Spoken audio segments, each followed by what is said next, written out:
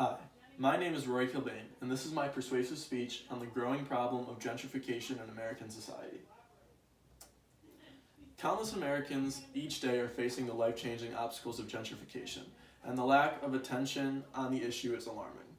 According to the Uprooted Project, a modern-day formal definition of gentrification is the process by which higher-income households displace low-income residents of a neighborhood, changing the essential character of that neighborhood. While there are some benefits to this process, it is clear that the benefits do not come close to making up for the harm that is caused. Today, I will convince you that gentrification is a major problem in today's society because of the displacement of families from their homes, the lasting impact it has on children, and the loss of culture. The most prominent issue in the process of gentrification is the displacement of families from their homes.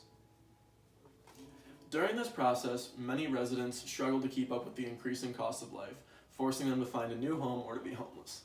As new arrivals enter into the neighborhood, many expensive entities come along with them. These entities include large office buildings, expensive housing, an artsy coffee shop, or other things of such nature. With this flow of high-income lifestyle drowning the neighborhood, the cost of living rises immensely. Fees such as rent, weekly food, taxes, and school tuition can all be affected by gentrification. These financial barriers often force families to exit their lifelong homes, leaving them with no other option than to be homeless. What happens to these families once they become homeless is truly sad. After a neighborhood is gentrified, one can argue that the crime rate of that neighborhood will go down. Statistics and history back this notion. However, it is also true that the crime rate will also increase in whatever area the gentrified people decide to go to. This is because that when people become homeless, they begin to commit many non-violent crimes. These crimes include stealing food for them to be able to eat, or breaking into private property to find shelter. The only reason that these people even commit these crimes is to take care of themselves and their family, but instead they are made out to be vicious criminals.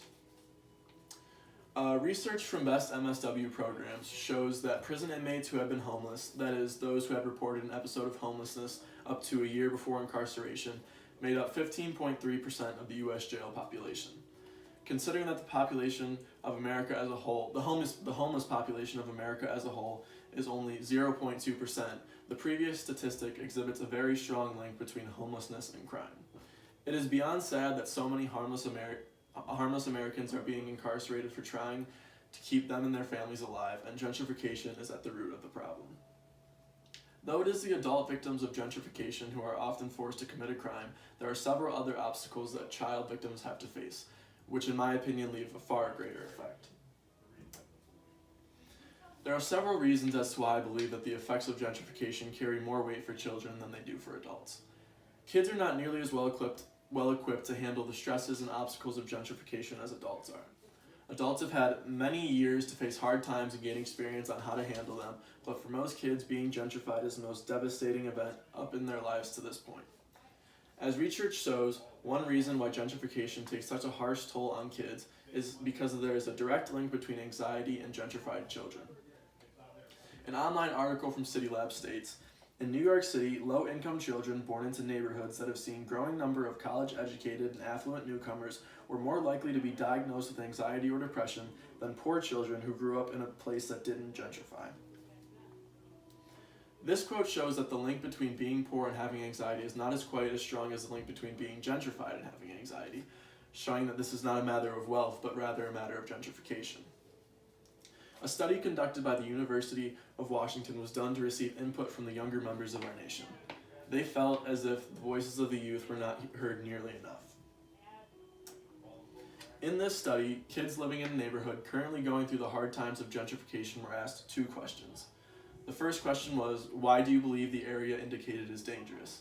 In response, the kids answered, so expensive, so many rich white people, scary white people, we no longer have anything to do here. In a follow-up question, the kids were asked, what changes would you make to feel safer in this area? The kids answered, no more rich people who are mean, I do not know what can be done, no change can make me feel safe in this area. These quotes are perfect examples of how gentrification can leave children feeling scared, hopeless, and even defeated. The impacts of gentrification will likely last some children a lifetime. While the residents of the gentrified neighborhood begin to suffer, the changing of the identity of the neighborhood often goes unseen. The final major effect of gentrification is the loss of culture in often deeply rooted areas. When residents begin to leave, the culture that they had and the generations before them had also leaves with them. Examples of this culture includes community traditions, neighborhood gatherings, local stores and restaurants, as well as other things. The original members of the neighborhood that were able to pay their money and beat the gentrification often make an attempt to keep the small amount of culture that they have left alive. Since these areas are usually filled with minority races and newcomers are usually white, this attempt at keeping the culture often can stir up a racial tension. As stated by HuffPost, minority residents may feel resentment toward the white newcomers who have desecrated the place that they call home. Divisions sometimes emerge between the existing inhabitants and new residents, sparking segregation instead of coexistence. Not only is culture lost in the process, but community tensions raise, leaving members on both sides of the fight unhappy. The benefits of gentrification do not come close to making up for all of the harm that it causes. Today, I explained to you why the process of gentrification is a major problem in American society due to the displacement of families from their homes, the lasting impact it has on children, and the loss of culture that it holds. Gentrification is a topic that certainly needs much more attention before any great change will be made. However, I am hopeful that one day a solution will arise. I think that one day our country will have the ability to still grow economically and improve the beautiful areas of our world while making sure every American gets to be a part of it. Thank you.